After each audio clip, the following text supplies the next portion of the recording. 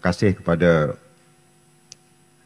pengacara majlis yang dirahmati Yang Berhormat Speaker of the State Legislative Assembly, Dato Yahya bin Ali, Yang Berhormat Mulia Tengku Seri Bijaya Raja, State Secretary of Terengganu, members of the State Legislative Assembly, Board of Directors of Terengganu Inc., President and Executive Director of Terengganu Inc., Encik Burhanuddin Hilmi bin Harun, Yang Bahagia Datuk Nur Azman bin Mufti, Managing Director TNB Genco, Head of State Agency and Federal Government Departments, invited speakers and members of the panel of the ESG Affairs 2023, and ladies and gentlemen. Alhamdulillah, we are so grateful today to be here at the Terengganu Inc.'s Environment, Social and Governance, or ESG, initiatives for the year 2023 with the theme Embracing Transition Towards a Sustainable Future. This is a very positive steps taken by Terengganu Inc. in introducing the concept and understanding about ESG among stakeholders and to the greater business community in Terengganu in particular, and generally all over the country. Guided by its sustainability framework, which was approved by Board of Directors of Terengganu Inc. in 2022, Terengganu Inc., I believe, will pilot its business operations sustainably while creating a competitive environment for the group to flourish. Ladies and gentlemen, the United Nations 2030 Agenda for Sustainable Development include a set of 17 Sustainable Development Goals, or SDGs, aiming to create a sustainable future for all. It calls for cooperation from governments, private sector, civil society, and individuals to work together and do our parts to build a better world. At the same time, the state of Terengganu, in its own capacity, will contribute to the United Nations 2030 Agenda by participating in the call to action to address the 5 critical areas of importance identified as people, planet, prosperity, peace, and partnership.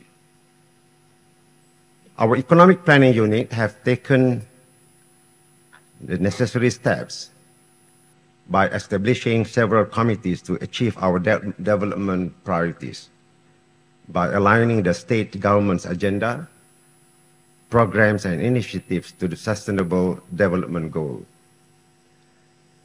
Let's just look at one particular example, which is the agenda in achieving access to affordable, reliable, sustainable, and modern energy by 2030. The state must expand infrastructure and upgrade technology for supplying sustainable energy services. Other than that, Terengganu is to embark on electric mobility solutions to support the national roadmap of 10,000 electric vehicles, EV, charging stations by 2025. And we are now rapidly adopting additional forms of renewable energy through floating solar and rooftop solar on our buildings.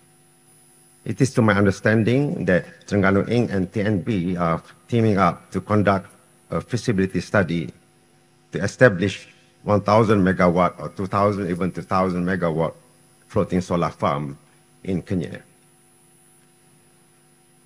Our beautiful forest, especially in Terengganu, is a carbon sink and plays a very important role by absorbing carbon, which is one of the important ways to combat global warming. The state has taken steps to protect our environment by gazetting forests into fully protected state parks, such as the Kenya State Parks of 30,000 hectares for conservation, research, and ecotourism.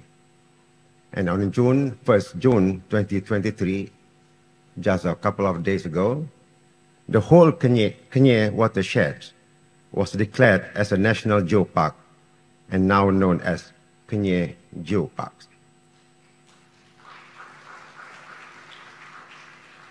Ladies and gentlemen, to be honest, however, everything to what I have just said is not without any flaws or not all rosy pictures, or as we can see it. There are problems here and there. And there was a quote, "Real beauty is not what eyes can behold, but what the heart can hold." I'm not doing a fair analysis if I don't give my take on few of general practical issues with SDGs and ESG that need further attention as viewed by policymakers such as myself. Number one, lack of universal adoptions. I will start with SDG first. Number one, lack of universal adoptions. Although the SDGs were adopted by United Nations, and we have read from the United Nations today, not all countries have fully embraced or integrated themselves into their national policies and strategies. That's challenge number one. Number two, limited resources and funding. The SDGs require substantial financial resources for successful implementation. However, if you look at the big pictures all over the globe, many developing countries surely face constraints in mobilizing adequate funds and lack access to affordable financing mechanisms. Number three, the issue at hand that we have look at now is inequality and disparities. The SDGs aim to leave no one behind, but inequalities and disparities persist across different regions and populations. Number four, complex interdependencies. The 17 SDGs are interconnected and require a holistic approach to achieve meaningful progress. However, the interdependencies between goals and targets make implementation rather complex. The pursuit of one goal may unexpectedly affect progress in another area, and thus require careful coordination and integrated strategies. Number five, data availability and monitoring. Monitoring progress toward the SDGs is crucial to evaluate the effectiveness of policies and interventions. However, many countries face challenges in collecting accurate and timely data, especially in areas where capacity and infrastructures are limited. Ladies and gentlemen, as for ESGs, the main topics for our program today, there are a few notable issues. Well, it's not that difficult to be handled, but I mean something that we have to think of and trying to find ways how we can tackle those issues. Number one, lack of standardization. ESG goals lack a standardized framework and reporting system, making it difficult to compare and evaluate the performance of companies across different sectors and regions. The absence of universally accepted metrics and reporting guidelines make it challenging for investors and stakeholders to make informed decisions. I'm not talking about TI alone, but I'm talking about across the board. Number two, we have to come to the terms of greenwashing. very importantly, don't get ourselves confused with the green waves. As for greenwashing, some companies may engage in greenwashing, which refers to practice of presenting a false or misleading image of environmental responsibility. They may claim to adhere to ESG goals and practices without implementing substantial changes in their operations. This can be a challenge to differentiate between genuinely sustainable companies and those merely making empty claims. Number 3, for ESG, the challenge for ESG is data reliability and accuracy. Collecting accurate and reliable ESG data is crucial for measuring progress and assessing the performance of companies. However, data quality and consistency can be inconsistent as reporting practices vary across companies and industries. And this can lead to inaccurate assessment of ESG performance. Number 4, the challenge is on short-term focus. Some companies may prioritize short-term financial gains over long-term sustainable practices.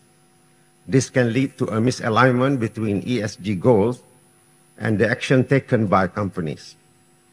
Balancing short-term financial performance with long-term sustainability objectives remain a challenge for many organizations.